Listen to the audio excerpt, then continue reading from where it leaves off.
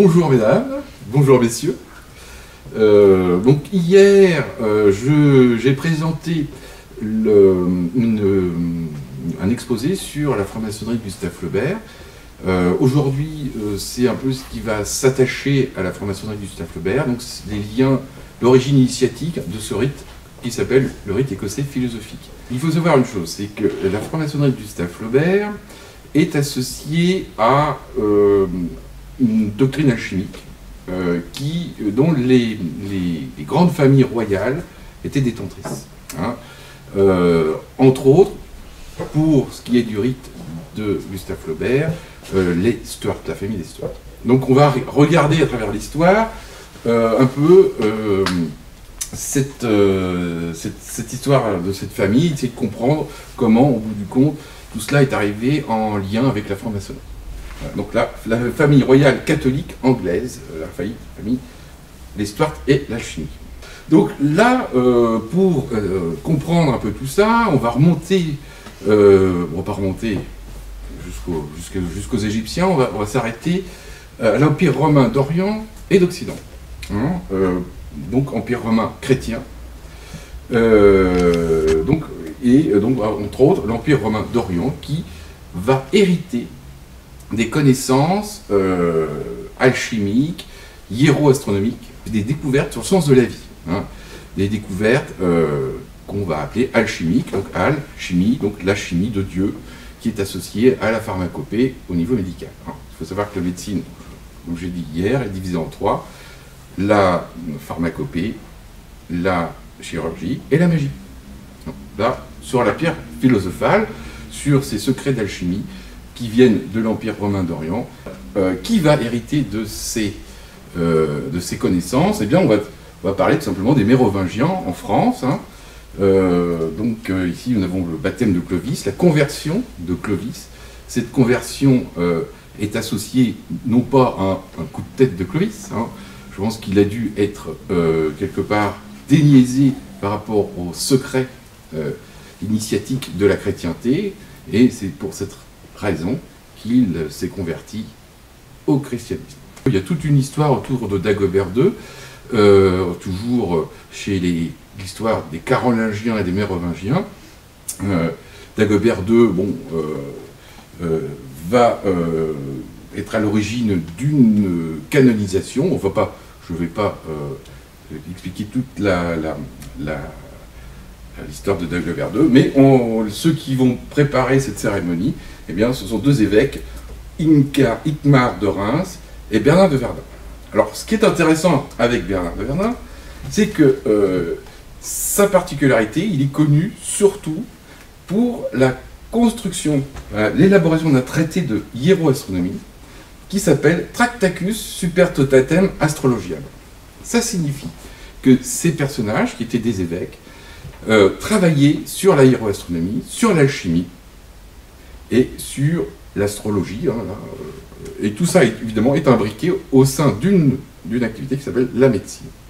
Donc ça remonte à très très loin. Alors au XIIIe siècle, on a ce nom de Jacques de Voragine, qui est l'évêque de Gênes, qui est de l'ordre des prêcheurs, et qui va écrire cette célèbre légende dorée, qui peut être associée à ce traité de Bernard de Verdun. C'est les mêmes travaux, présentés différemment. Mais tout ça pour tout doucement amener à cette idée que ces connaissances secrètes, médicales, religieuses, vont être à la base de la franc-maçonnerie française. Je vous amène tout doucement sur cette idée. Voilà. Donc là, c'est ce que je vous avais dit tout à l'heure, histoire de la médecine alchimique, trois particularités: la pharmacopée, la chirurgie, la magie. Les grandes familles royales, dépositaires de la tradition alchimique helléno-chrétienne, les Stuart et les Mérovingiens, parce que les Stuart sont mérovingiens. Donc on arrive avec les Stuart à l'héritage initiatique, l'héritage de la connaissance, qui est une connaissance qui est issue, bon là je me suis arrêté à l'Empire romain chrétien, de l'Empire romain chrétien, du catholicisme, et qui vont en quelque sorte préserver au sein de leur famille. On va parler ici de l'épisode de Gilles de Rais. Parce que Gilles de Rais, on lui a souvent dit, on a souvent dit de Gilles de Rais que comme il n'avait plus d'argent, il s'est bien essayé de faire une recherche sur la pierre philosophale, fabriquer de l'or, puis qu'après, comme ça, il aurait résolu ses problèmes d'argent. On se moque du monde. Gilles de Rais ne fait que exécuter une tradition ancestrale, comme on l'a vu, hein, qui remonte à l'aube des temps, et il fait ce que les grands aristocrates et les grands nobles faisaient, et ils faisaient de l'alchimie. Bon, évidemment, il l'a fait avec on lui reproche quelques crimes, hein, mais malgré tout, cette tradition alchimique qu'il perpétuait était héritée de ses familles et de ses évêques, hein, entre autres ceux que je vous ai cités. Et il y a un truc qui est très intéressant avec Gilles de Rais, c'est qu'il s'appelle aussi Gilles, surtout Gilles de Montmorency, et il faut savoir que celui qui a exécuté les traités du Grand Orient de France, hein, qui a construit le corps administratif du Grand Orient de France, s'appelle aussi Montmorency. Donc on a déjà, au niveau des grandes familles royales, par rapport à Gilles de Rais, une filiation. Tout ça se tient en fait, tout se tient. Alors, on a une première trace de la franc-maçonnerie en 1583. Vous voyez, c'est assez ancien. Hein, voilà, donc je continue avec le traité de Chaux. Voilà. Les hommes de science qui sont associés à ces connaissances. Donc, que ce soit au XVIe siècle, eh bien, on a entre autres Henri Corneille Agrippa, hein, qui est un grand médecin, hiéroastronomiste, magicien. Alors après, on a Nostradamus, qui fait partie de ces mêmes personnages. Nostradamus, donc tous ces gens-là étaient associés aux grandes familles royales, protégés par les grandes familles royales, et au bout du compte, on va voir tout doucement que ces grandes familles royales vont être aussi les éléments moteurs de cette franc-maçonnerie. Donc on peut imaginer que derrière ces noms, eh bien, se cachaient des organisations, entre autres, hein, certaines personnes ont montré du doigt une organisation qui s'appelle la Rose-Croix d'Orient, hein, Rose-Croix d'Orient associée à l'Empire romain byzantin. Voilà. Donc ces personnages étaient peut-être très certainement au sein de mouvements d'illuminés, et progressivement, bon là par exemple, si on arrive au XVIIe siècle, peut-être que ces gens-là étaient francs-maçons. Kepler certainement, puisqu'on a des traces, hein, déjà. Hein, j'ai montré tout à l'heure le statut de Chaux, hein, qui date de 1583, et qui est une première trace écrite de cette franc-maçonnerie. Hein. Donc, quand on arrive, peut-être ça existait avant autrement, hein, c'est ce que j'étais en train de vous dire, et là, déjà Kepler, hein, 1630, pouvait peut-être faire partie de cette franc-maçonnerie. Hein. Donc là, Tycho Brahe, hein, forcément, John Dee, hein, connu, très connu, au XVIIIe, Newton. Hein, Newton. Alors Newton sera un élément référentiel d'un monsieur qui s'appelle Saint-Simon, le duc de Saint-Simon, donc qui est à l'origine du saint-simonisme. Et fondamentalement, le saint-simonisme aura une influence au sein de la franc-maçonnerie et il va donner en finalité le socialisme. Hein, on est sur les prémices du socialisme. Le saint-simonisme, c'est aussi le génie du christianisme de Chateaubriand. Hein, c'est tout un courant de pensée qui se revendique lui-même de Newton. Voilà. Alors, comme je l'ai dit tout à l'heure, hein, ce sont les grandes familles royales qui sont les piliers de cette franc-maçonnerie, hein, qu'elles soient protestantes, catholiques. Et en ce qui concerne le Grand Orient de France, les deux piliers, hein, c'est ces deux personnes que j'ai citées tout à l'heure, que je vais citer, Anne-Charles de Sigismond de Montmorency, donc un descendant de la famille de Montmorency, de Gilles de Rais, et ici Philippe d'Orléans, hein, qu'on va appeler Philippe Égalité, et que certains vont accuser de trahison, puisqu'il aura voté la mort du roi. Hein. Le roi qui était franc-maçon, la franc-maçonnerie devait protéger la royauté, lui il va exécuter un régicide, hein, avec ses amis. Hein, vous savez, on a au niveau du régicide, on a Fouché, on a Talleyrand, on a un certain nombre de coquins, hein, qui vont au bout du compte être parjure et aller jusqu'à faire assassiner le roi. Par contre, on va essayer de comprendre comment cette franc-maçonnerie française s'est construite. Et donc forcément, cette franc-maçonnerie est associée à la médecine, hein, donc ceux qui détiennent cette connaissance médicale, ce sont les Stuarts. Il faut savoir que les Stuarts, c'est la royauté en Irlande, en Écosse, en Angleterre, mais c'est aussi, avec Marie Stuart, une reine de France. Hein. Donc c'est des grandes familles régnantes, hein, et proches du catholicisme, et donc malgré quelques petits problèmes, enfin de gros problèmes, hein, auxquels ils ont eu à faire face au niveau de la couronne d'Angleterre, eh bien, la France, très catholique, hein, les a toujours soutenus, protégés, et même aidés dans leur reconquête militaire. Les reconquêtes n'ont pas fonctionné, mais ils ont essayé et les Français ont aidé, hein, aux reconquêtes militaires. Donc pour résumer un peu cette situation, on va étudier un peu la guerre de 7 ans, Louis XV et la guerre de 7 ans. Comment ça commence? La guerre de 7 ans, hein, eh bien, c'est un conflit entre la France et l'Angleterre quant à la succession de la couronne d'Autriche. Hein. Mais avant ce problème, il y a eu un autre problème. Il y a eu le roi d'Angleterre, hein, donc là, on va aller sous Louis XIV, hein, on a déjà un problème. Pourquoi? Parce qu'au XVIIe et XVIIIe siècle, l'Angleterre redevient catholique à l'initiative de Jacques II de Stuart. Il arrive, donc ils se connaissaient, c'est des cousins, il arrive à Versailles, il est converti au catholicisme, et il revient en Angleterre, où il veut imposer la religion catholique. Sauf que ça ne s'est pas très bien passé, et donc il ne régnera que 3 ans, puisqu'il va être victime d'un putsch à cause de cette démarche. C'est un peu les prémices de la guerre de 7 ans, ça commence à pointer son nez. Donc, 17e, 18e, donc il sera combattu après sa conversion au catholicisme.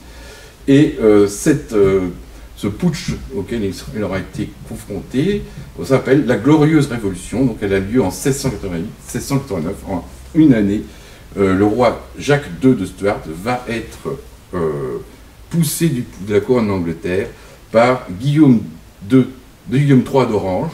Hein, et au bout du compte, hein, les orangistes, hein, vous savez, c'est toujours les protestants qui se battent contre les catholiques en Irlande. Hein, c'est un peu ça. Et bien voilà, ça date de cette époque.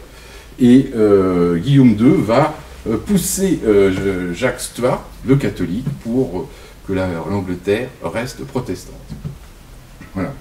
Alors, à l'époque, il y avait déjà cette franc-maçonnerie, mais elle était sous l'égide des Stuarts, mais avec ce putsch, évidemment, les rapports de force occultes, hein, donc des démarches politiques occultes auxquelles servait la franc-maçonnerie, vont changer de camp. Et c'est pour ça que la franc-maçonnerie française va arriver. Puisque quand le putsch va être... au moment de la guerre de 7 ans, les Stuarts ne sont plus au pouvoir, la franc-maçonnerie repasse sous contrôle orangiste.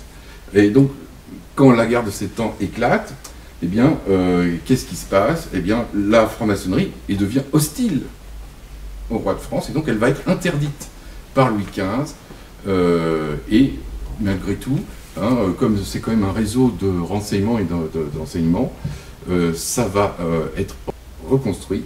Et à ce moment-là, c'est Louis XV qui va créer le Grand Orient de France, hein, qui va autoriser la création du Grand Orient de France, en poussant évidemment cette franc-maçonnerie orangiste, hein, qui essayait de déstabiliser le pays.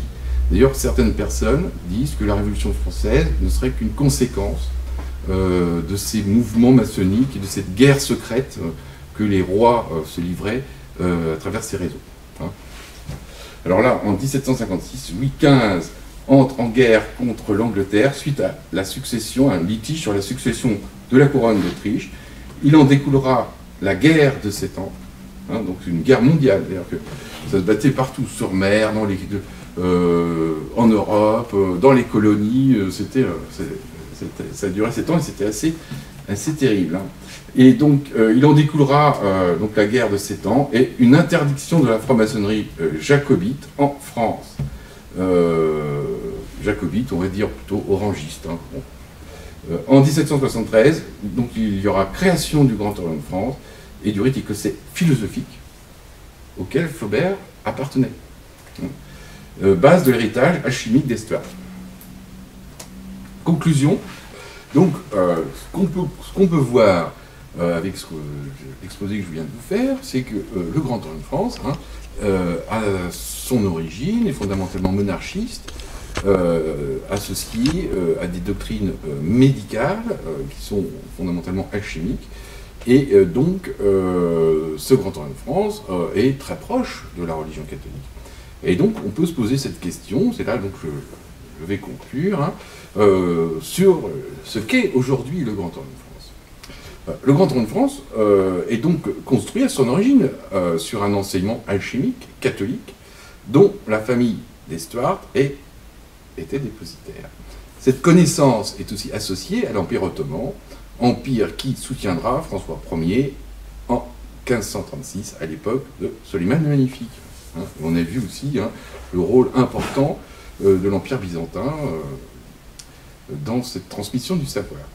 Ainsi, par l'histoire, les chrétiens, une partie des musulmans, les musulmans allemands, se sont unis dans la construction d'une France catholique, une et indivisible.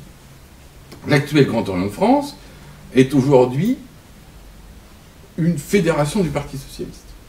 Donc, on peut se poser la question s'il correspond, enfin, on n'a pas même pas à se poser la question, il ne correspond plus à la réalité historique.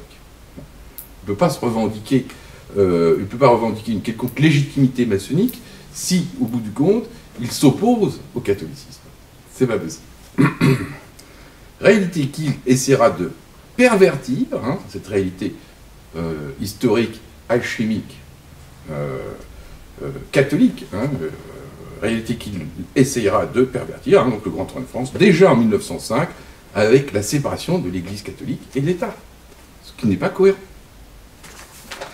Le Grand Orient de France est aujourd'hui une imposture, a priori, puisque pour eux, le curé, c'est l'homme à abattre, donc c'est une imposture. Représentant un danger pour les familles, puisqu'on voit un peu les lois qu'ils essayent de faire passer, elles sont en contre-nature, vont en opposition avec toute idée de famille et de religiosité. Le Grand Orient de France n'a plus rien de maçonnique, il est aujourd'hui dans les mains de quelques industriels. C'est devenu un outil pervers. Ils n'ont plus de légitimité quant à l'héritage des constructeurs des cathédrales, dont la démarche était fondamentalement chrétienne. Pourquoi se revendiquerait-il de la chrétienté et s'associerait à l'éradication des églises, où bon nombre d'églises aujourd'hui sont détruites. On peut imaginer, en cherchant un peu, que le maire est fondamentalement socialiste, et en tant que maire aussi, franc-maçon du Grand Orient de France. Détruire les églises, c'est une aberration. On ne peut pas être à la fois se revendiquer des constructeurs des cathédrales et détruire les églises en parallèle, pour en finir avec la chrétienté. Ça s'appelle de la bêtise. Et pourtant, c'est ce qui se passe. Cette organisation dangereuse mérite le traitement que l'on réserve aux organisations de malfaiteurs. On voit Cahuzac. Cahuzac, c'est la faute à Rocard. Ces gens-là détournent des fonds, exercent du trafic d'influence, et au bout du compte se moquent du peuple, puisqu'on peut se rappeler de Cahuzac qui, les yeux dans les yeux, bien évidemment, n'avait pas de compte en Suisse. Alors, cette position des tyrans du XIXe siècle, parce qu'on a affaire à une forme de tyrannie intellectuelle, on nous impose une pensée unique, on fait passer des lois qui sont contre nature, et on essaye de faire avaler la couleuvre au peuple qui, de toute façon, n'a pas le droit de se défendre ni de répondre. Voilà, aujourd'hui, on en est avec cette organisation. Alors, il faut savoir que c'est pas nouveau. Déjà à la fin du XIXe siècle, c'était comme ça. Et cette position, Gustave Flaubert, Guy de Maupassant et Émile Zola la défendaient dans leur bataille contre les tyrans du XIXe siècle.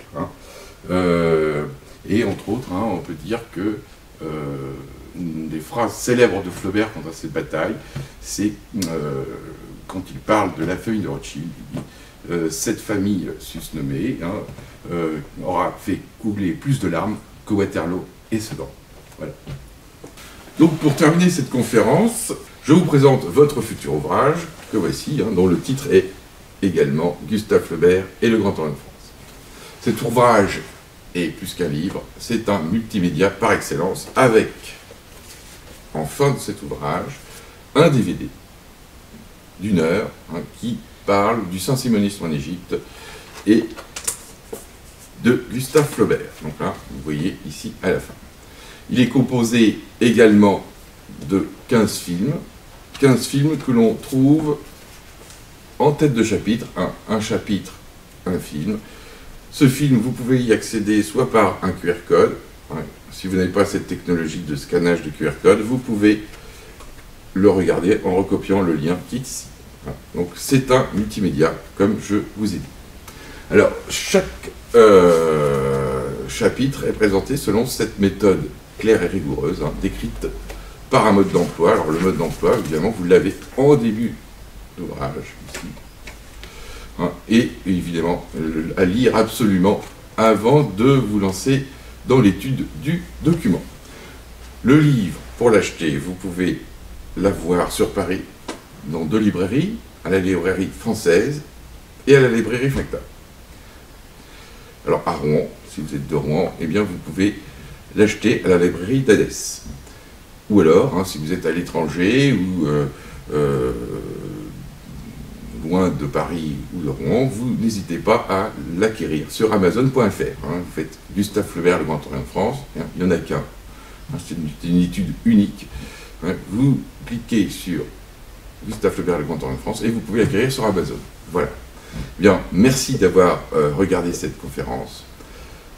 Pour suivre mon actualité, je vous invite à vous abonner à ma page Facebook, Gustave Flaubert en Égypte. Je vous dis à bientôt. Bonne journée, bonne soirée.